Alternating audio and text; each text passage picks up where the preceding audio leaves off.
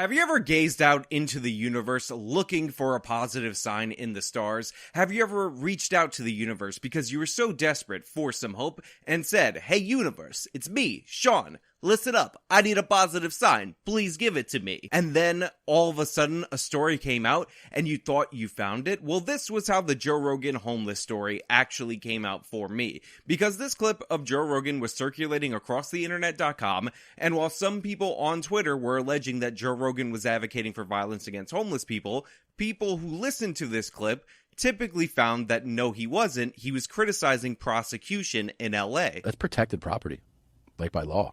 You know that? Like if you were so to you're go, not supposed to do that. But like that's that person's property by law. If you were to the go, homeless person's property is yes, protected? Yes, absolutely. Huh. If you were to go and try to move that or take that, You'd get arrested. Yeah. Yeah.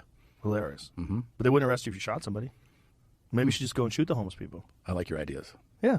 Yeah. And if nobody claims it, I mean, nobody does anything about violent crime in LA anymore. Now, I know some people will say, Sean, that's an untrustworthy interpretation of what Rogan said, because you don't have any brain cells. So do me a favor, go to the hospital, get yourself checked out, because even people like Philip DeFranco saw this clip for what it was. And by the way, there are some YouTubers out there, total rude scumbags, that put NPC faces over Philip DeFranco's face every time they put him in a thumbnail. And honestly, based on this, I'm just gonna say, the people who do that, terrible people, because he's dead on accurate right here. I personally don't understand how you could watch that clip and go, yes, Joe Rogan is legitimately calling for the murder of the unhoused. To me, that seems like two comedians, Rogan and Segura, talking about the authorities having their priorities out of whack. Joking, the police are more likely to try and arrest you for stealing from an unhoused person rather than if you murdered them, right? Like if you lived in a place where people were more likely to be prosecuted because they were going like 110 miles an hour in a 60 rather than committing manslaughter, you'd be like, oh yeah, if you're going to drive 110 miles an hour, just drive into someone. To me, it just feels like a kind of a random throwaway joke. I know it sounds weird, but I thought to myself, if Philip DeFranco, of all people, could see this for what it is,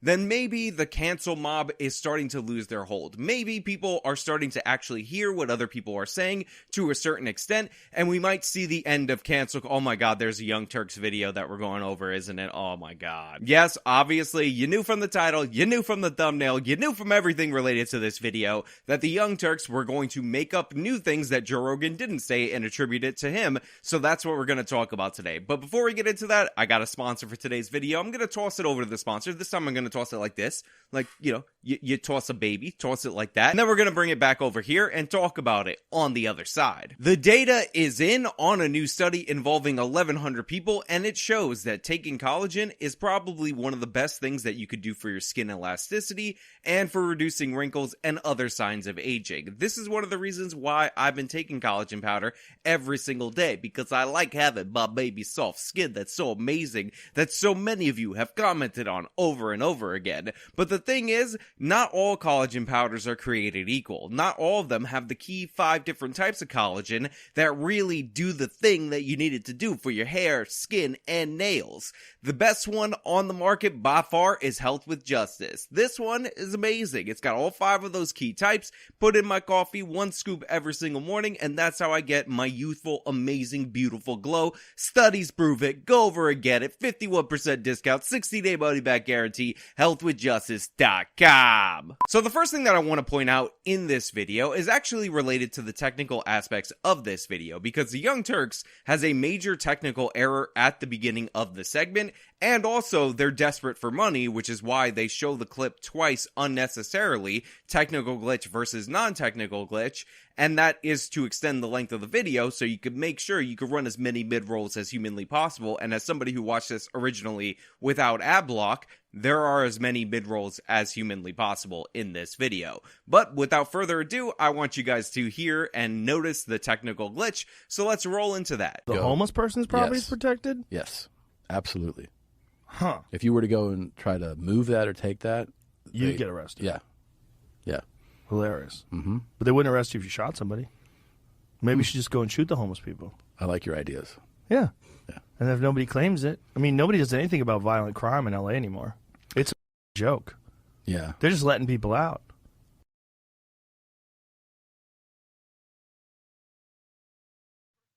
Yeah, don't adjust your computer sound. Don't try to fix what's going on. The sound just went out randomly in this clip for a few seconds because the Young Turks production guys are probably out cold, drunk, trying to wash away the sorrow of working with this TYT crew. Seem like a great group of guys there. That's Joe Rogan and comedian Tom Segura joking about shooting homeless people.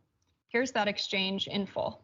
So first and foremost, the point of this segment, the point of this conversation, wasn't to joke about killing homeless people. The point of this segment was to talk about how there are actual laws that are enforced against people who remove homeless people's trash from their property because that's considered the homeless person's protective property, and that seems to be one of the few crimes that's actually enforced in LA. By contrast, all these other violent crimes are not being enforced. So the joke that they put forward is that you would be better off as a criminal if you killed a homeless person rather than moving their shopping cart. That's the whole premise of the joke. The joke is about the prosecution. It's not about the homeless people per se. They happen to be one of the subjects, but they're not the actual thing that's being mocked. Do you understand that, Jessica Burbank? Oh my god, you're about to roll into the clip again just so you can play it twice, even though you just played it and it had a glitch. And you left that in the edited version of the video that is appearing on the YouTube channel. Nobody even cut that part out, even though it's dead silence and totally unnecessary. The homeless person's property is protected? Yes, absolutely. Huh. If you were to go and try to move that or take that, You'd get arrested. Yeah. Yeah. Hilarious. Mm-hmm. But they wouldn't arrest you if you shot somebody. Maybe you should just go and shoot the homeless people. I like your ideas. Yeah. Yeah. And if nobody claims it, I mean, nobody does anything about violent crime in LA anymore. It's a joke. Yeah. They're just letting people out. It's really unfortunate that Joe Rogan's comments are a reflection of a larger problem, a trend of violence against the homeless communities in Los Angeles, California. So if you've ever wanted a great example of somebody not getting something, if you ever wanted an example of somebody trying to make commentary, trying to swipe at somebody that's bigger, more important, more influential, and actually way more intelligent than themselves, then watch what Jessica Burbank is going to do here. Now, she's already halfway through it, and some of you can already sense where she's going with this, but it's actually insane that she's about to make Joe Rogan's joke point for him and think that she's owning Joe Rogan. The comments about beginning to kill homeless people hits too close to reality for any comfort. Because the murders of homeless people in Los Angeles went up 47% last year over the previous year. There's a bit of an unfortunate vigilantism already in Los Angeles towards people devastated by homelessness, and they don't need any encouragement. The entire point of Joe Rogan's joke, the thing that makes it funny, is the fact that violence in LA is going unchecked. It's not going prosecuted. Then Tom Segura brings up that if you touch a homeless person's property, you will actually be charged with a legitimate crime because due to the ways that the laws are structured in LA, that's considered their protected property, which is insane when you consider that sometimes these people will park and camp on your property, set up a thing there, and you're trying to clear them off of your property, but somehow your property rights as somebody who paid for it don't matter, but the property rights of somebody on the street camping does matter. And one of the reasons for this is because the Ninth Circuit Court, which is one of the most leftist courts in the entire country, thinks that you have a constitutional right to camp in public. But Jessica Burbank doesn't realize is that she just gave into the premise. She said, wow, look at all this violence against the homeless people. So what she's saying is, Joe Rogan is 100% right. You are better off doing violence to a homeless person than violating their sacred property rights by moving their trash out of your way so you can go on with your day-to-day lives. Not to mention the fact that all of this violence, or a huge portion of this violence, is not vigilantism or anything like that. It is violence from homeless people to other homeless people, because a lot of these people are mentally ill, addicted to drugs, etc., etc. So it's a total misframing of the situation. Much of the violence and crime comes from within the population of homeless people, not from random people doing vigilantism. Now, there is a story of somebody who was wearing an Innocence Project shirt attacking homeless people out of New York City, but again, this was a person who was wearing an Innocence Project shirt, so obviously somebody on the left, terrible person. The Innocence Project, absolute trash. We've gone over that a bunch of times on this channel, but Jessica Burbank is going to double down and embarrass herself even further. And a lot of folks are saying that Joe Rogan's comments are just a reflection of larger culture in the United States. We have this tweet Joe Rogan being a millionaire and saying we should shoot homeless people is basically the most American thing anyone has said ever.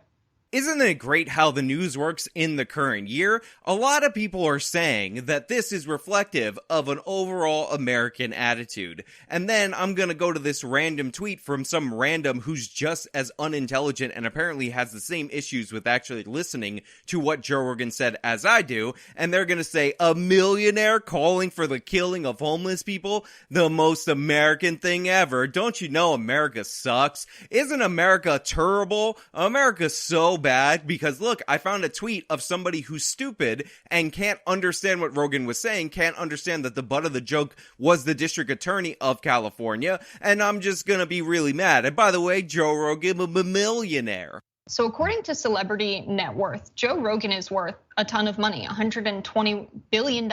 Wait, what? A ton of money, $120 billion. Joe Rogan is worth $120 billion with the B? Wow, I didn't realize that it was Elon Musk, Jeff Bezos, and then Joe Rogan on the list of the richest people in the world. Now, obviously, this was a mistake. Obviously, this was a misspeak. Obviously, Jessica Burbank, just unqualified when it comes to anything related to numbers or statistics or facts or talking about policy or anything like that, so I'm not going to bust her up too much on this. However, what I will say is that if she's so mad at Joe Rogan, she actually thinks Joe Rogan is calling for the killing of homeless people since she worked for the Bernie Sanders campaign, and the Bernie Sanders campaign went out of their way to cut together quotes of Joe Rogan without his permission or consent and make it into an endorsement of Bernie Sanders and then put it out on their official campaign YouTube channel and across the internet. I think it's only sensible that if Jessica Burbank legitimately believes that Joe Rogan wasn't making commentary about the district attorney in LA and was actually advocating for shooting homeless people as a matter of policy, that she demand that Bernie Sanders denounce Joe Rogan, disassociate with them, and apologize for ever associating with this person who, according to her, legitimately was talking about killing homeless people. I mean, remember that tweet from the random person who said this was the most American thing ever? Remember that? And all of that money has clearly gotten to Joe Rogan's head. Here's a clip that we covered on the Young Turks last month when Rogan complained about unemployment. Let's watch. If you had to make a guess, a prediction, an estimation about what is going to be contained in this clip that they're about to cut to, about Joe Rogan talking about unemployment, about who's more out of touch with reality, Burbank or Rogan, who would you guess? We all know the answer to that. We all know it's definitely Joe Rogan. We all know Jessica Burbank is embarrassing, but look at her smug face as she passes it off to the clip where Joe Rogan, the out of touch millionaire, the money going all to his head, is gonna be way wrong, way off, way bad about this. I have a friend who has a restaurant. He could not get people to come back to work. Yeah. And so one buddy of mine, a bartender told him, I can come back to work, but I can only work for 20 hours a week because that way I get unemployment. So he wouldn't work more than 20 hours a week so he could get free money. Mm-hmm. So he could have made more money, but he didn't want to because he didn't want to work. You see a lot of people that own businesses that have a hard time finding people work for them. So there's pros to that, right? The pros are people. It's a marketplace that favors the worker, so workers can ask for more money. So you're seeing a lot of places like bars and restaurants and stuff that have to pay more money per hour, which I guess is good as long as the restaurant can stay open. So right there, Joe Rogan just talked about the negative incentives of the unemployment system that we set up during the pandemic. You had people who were perfectly capable of working, young people, because we're talking about bartenders, that weren't in particular danger according to the pandemic, by the numbers, by who the virus affects more, that wouldn't go to work. And if they did go to work, they wouldn't do so for more than 20 hours because that would cost them the unemployment, because the unemployment was jacked so high that created problems. And Joe Rogan, by the way, is saying that this isn't something he's necessarily against because he wants workers to be paid more, but he doesn't want there to be no jobs as a consequence of government policy. This is a perfectly sensible, moderate position. Honestly, it errs too much on the side of welfareism, yet Jessica Burbank finds this to be outrageous. She finds it to be outrageous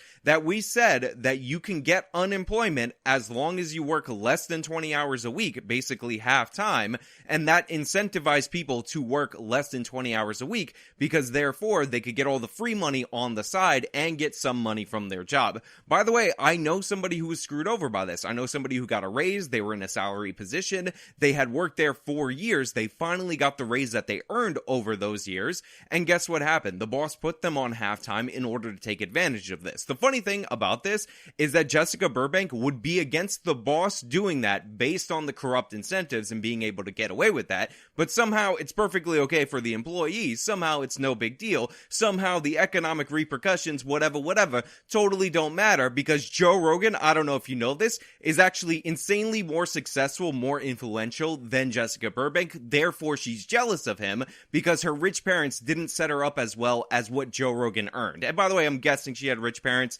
but let's be honest, she supports Bernie Sanders. That's typically an indication that you are a champagne socialist.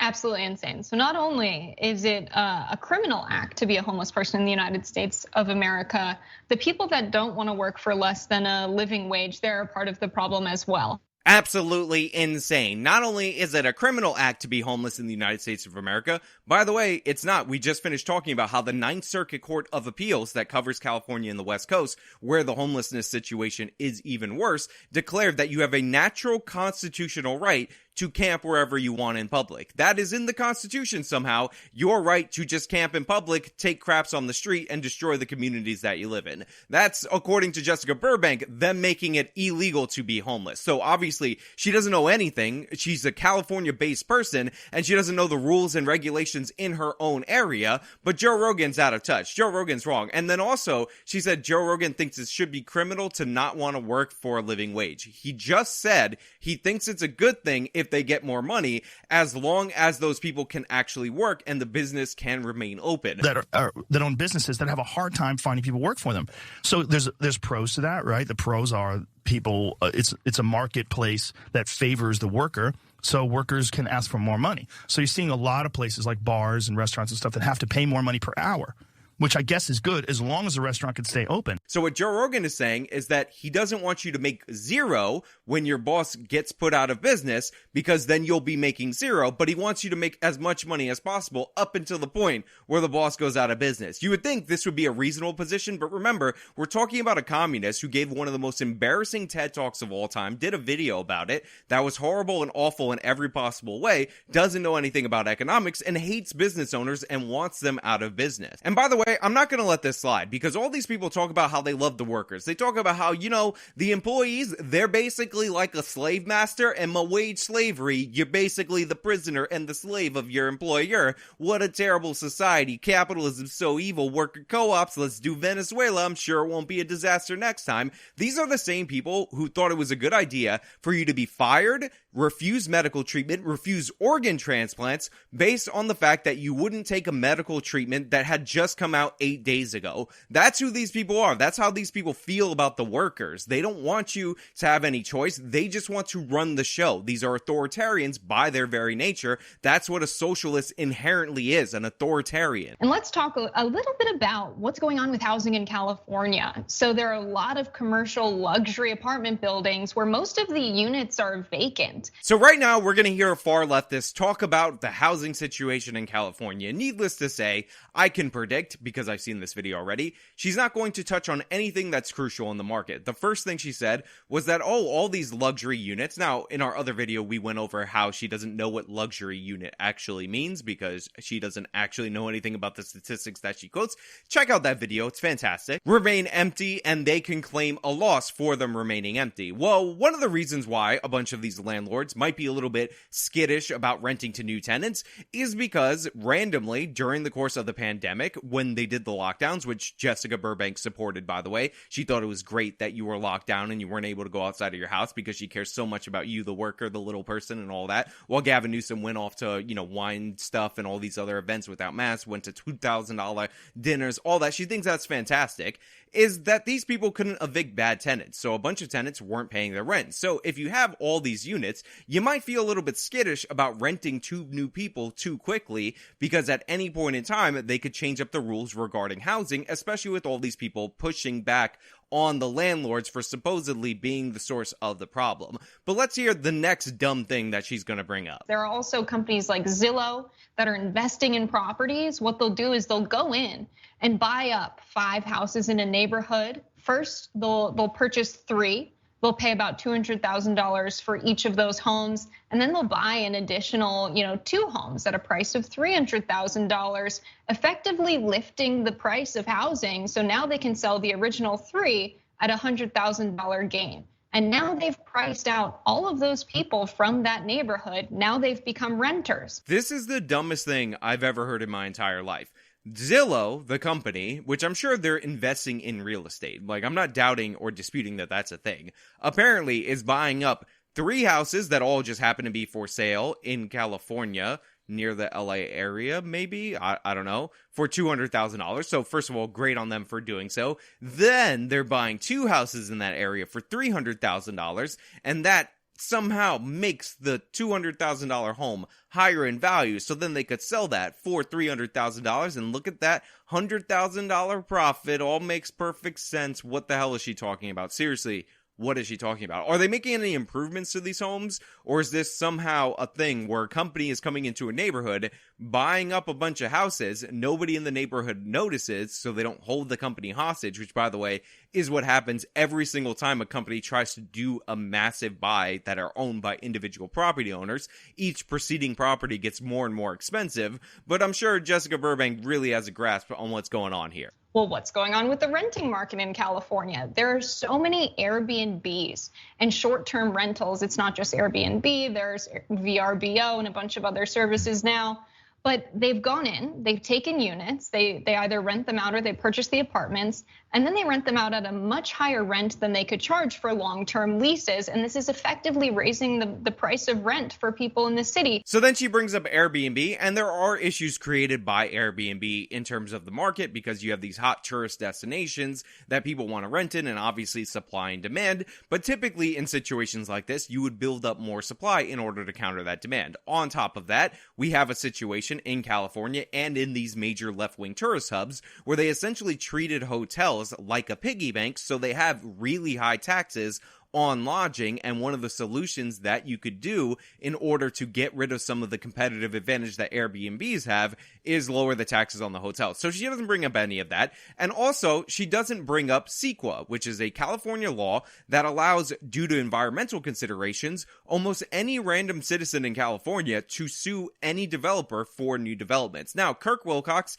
has an absolutely fantastic video on this subject matter, and there's one case in particular from this video that really sticks out, where you had somebody who was trying to build something like 200 affordable housing units, and then he kept getting hit with CEQA lawsuit after CEQA lawsuit. Now, needless to say, after his project got reduced over and over again, and he ultimately was able to build less than 100 units, he was ready to start building. But one of the problems with that situation was by the time the lawsuits were settled, 22 and a half years had passed. So California has a system where random NIMBYs, not in my backyard types, can sue random developers that they don't have anything to do with, that they're not even going to be affected by, drag them into a court, and these lawsuits need to be adjudicated. Not to mention the environmental impact studies, not to mention open space requirements, where if you like your view, you can sue somebody for building on land that you didn't pay for, because God forbid they obstruct your view that you didn't pay for. She doesn't bring up any of this stuff in there. She doesn't bring up the fact that Los Angeles has a ridiculous amount of single family zoning for a major city, and she doesn't bring up, of course, that Houston, which is the fastest growing city in the United States of America, is about to pass Chicago, has been growing in this nation for 20 years, has no zoning regulations, and somehow their housing is very affordable. In fact, even with the supply chain shock and all the building materials, the price of housing in Houston went up from $180,000 for the average home to $240,000, which is a big jump, don't get me wrong, but you were talking about the 4th largest city in the country. Go look at the top 3 in their housing prices, New York, Los Angeles, and Chicago, and tell me you don't see an amazing disparity. In fact, studies over time have shown that wages in Houston have kept up with housing, which is not not true in almost any other major city, and the only cities where it is true are cities like Dallas and cities that have similar regulatory structures. But Jessica Burbank doesn't bring that up because that would require knowledge, thinking, consideration, study of the issue, and she's not into any of that because she's about to allege that Joe Rogan wants to kill homeless people. This is forcing people into homelessness, and Joe Rogan is here saying we should shoot people for being homeless and trying to live on the street. That's a better solution than just respecting their space as they try and find shelter in the streets of Los Angeles. It's cruel. Imagine thinking that's what Joe Rogan said. Imagine playing that clip twice at the beginning of the video and still not getting it. You know they had to have a production meeting beforehand. They had to have played this clip and talked about what they were going to talk about, and this is the best that she could do. This is her interpretation. And again, if you genuinely believe that Joe Rogan is advocating for the shooting of homeless people who are just trying to find shelter on the streets, then call up Bernie Sanders, because you used to work for him, and demand that he denounce Joe Rogan and denounce Bernie Sanders right now on air, because he's the one who cut together that ad because he thought the Rogan endorsement was so important, he had to manufacture it based on clips from the Joe Rogan Experience. I am waiting for you to put your money where your mouth is, Jessica, because we all know you're just virtue signaling. We all know you're lying, because I guess that's the standard operating procedure over at TYT, and it's embarrassing. I am sure that once this video goes up, many people are probably watching this when it's been uploaded to the channel. Probably about 10,000 people have already gone down to the chat to educate us that he was joking. And I want to clarify, yes, I know that he was joking.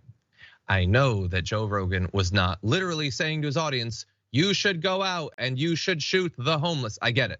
Yes, he was joking. Well, maybe you should alert Jessica Burbank that he wasn't advocating that. Maybe you should tell her that Joe Rogan wasn't saying that shooting the homeless is better than respecting their personal space. He also felt like that was something to joke about, either because of his ignorance about the absolute epidemic of violence and murder against the unhoused community, or, and that's me being generous, to assume that he doesn't know that, because the only alternative is that he does know that, but still believes that that is what he should be joking about. Imagine being this level of smug and dead wrong at the same time.